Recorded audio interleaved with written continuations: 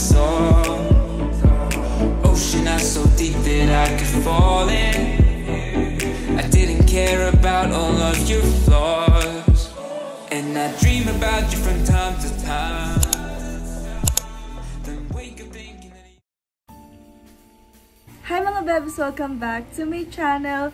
In today's video, I'm gonna be sharing with you my very easy makeup routine. So this makeup look is yung lagi kong ginagawa everyday whenever I go out. It's very easy lang and super affordable lang ng mga product na ginagamit ko. Especially pang everyday lang naman siya and okay lang siya maubos kasi madali lang siya mapalitan since affordable siya and pwede siyang bilhin sa mga Watsons, sa Shopee, and sa Lazada. So ito yung makeup look na ginagawa ko if I want to look presentable yet I don't want to wear full face makeup on kasi ayoko ng malagkit. And gusto ko yung convenient lang siya gawin, like anytime, anywhere, ganon. So first step natin is after I wash my face with my facial wash.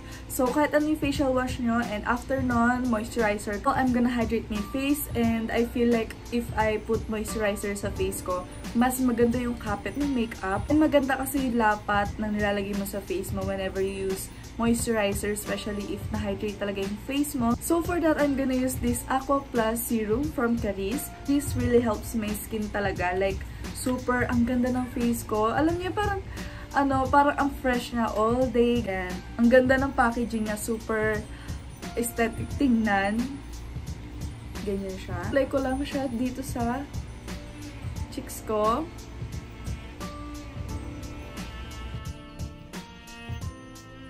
Kahit yung purpose lang naman talaga niya is to moisturize my face, pero nagbibigay pa rin siya ng glow sa akin throughout the day. And parang yung glow niya is yung glow from within. To prep my lips, I'm gonna use a lip balm muna bago ako pwede ng makeup sa face ko. So, i-ready ko muna yung lips ko. Next step is, I'm gonna put some concealers here sa aking eye bag, especially here. Kasi tingnan niya, super itim niya. Kaka-Netflix yan. I'm gonna use this Brighten Stick first from Careline. Ito yung pang neutralize lang ng aking mga eye bags. So, may effect ba? Hindi natin alam. I'm gonna use this concealer from Sparkle Cosmetics. So, itong concealer na to is super mura lang, but the coverage is hindi ata siya abot ng 60 pesos or 60 pesos siya. Basta below 100 siya. Hindi siya abot ng 90 pesos or 80 pesos. Konti lang ilalagay ko since pang everyday lang siya. Kasi I can't skip this concealer since malaki talaga eye bags ko. And then I'm gonna let it sit for about 5 minutes or more or less. We don't want the matapang makeup look or matapang eyebrow look. Kung anong pinagsasabi ko, pero yun na yun. I'm just gonna filling it in. Guys, that's it. I'm just gonna put some arch.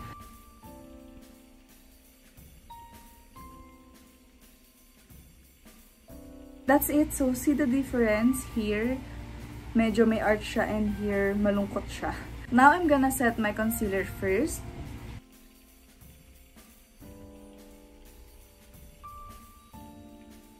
Okay, there.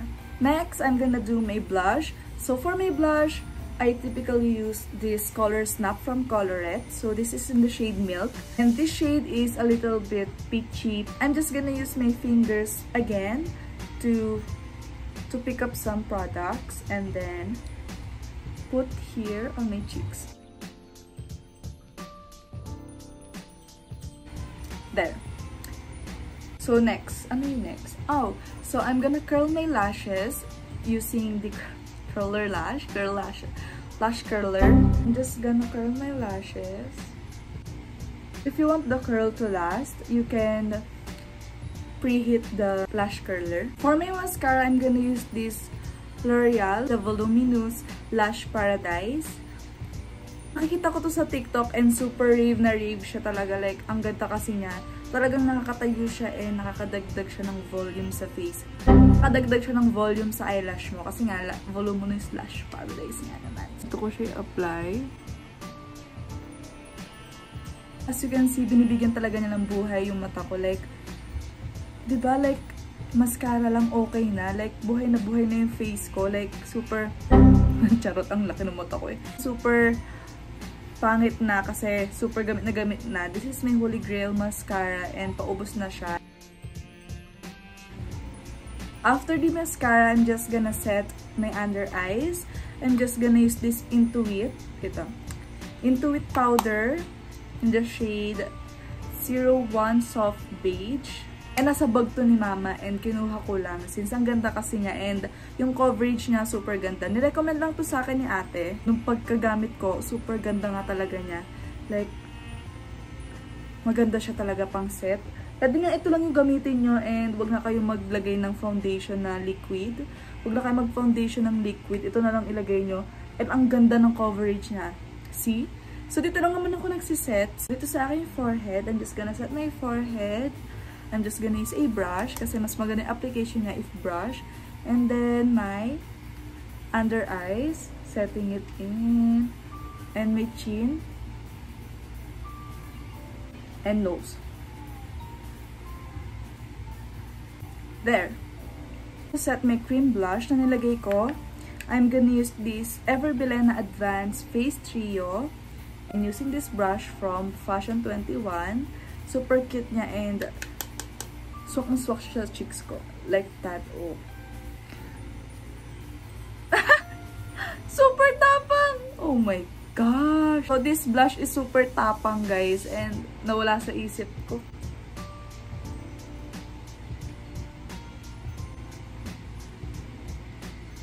Using ko lang.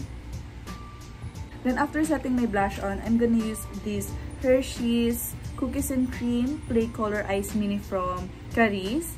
And this is the shades So Beautiful. And I'm gonna use this brown shade. Just define my eyes a little bit. Since ang laki ng mata ko and I want it to look, you know, more like bilugan na eyes. And a little bit here. Just like that. Bilog pero medyo ganyan. Medyo pataas yung face ko.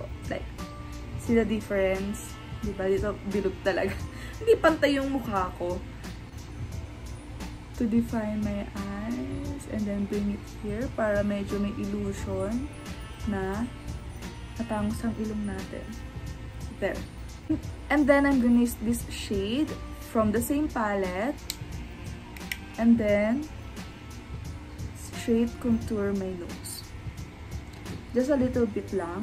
Gusto lang natin i-achieve is more on simple lang, like no makeup look. Pero presentable ka na. Next, I'm gonna apply this Caroline Strobe Stick. And then, I'm gonna apply it here. Here. Tip of the nose and chin. That's it. And then, I'm just gonna blend it with my fingers, my trusted fingers. And look at the glow. Tip of the nose.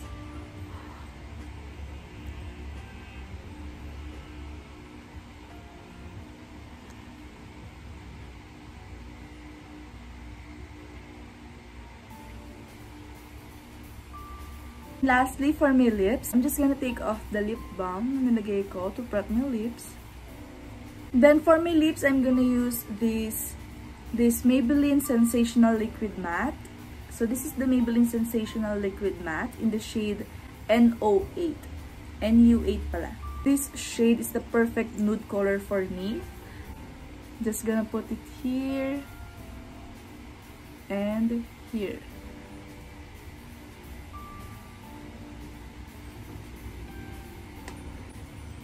There.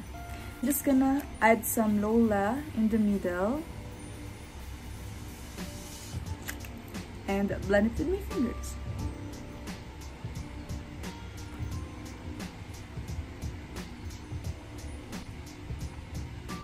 There. I think we're all done. That's it. I think I'm all set and this is it.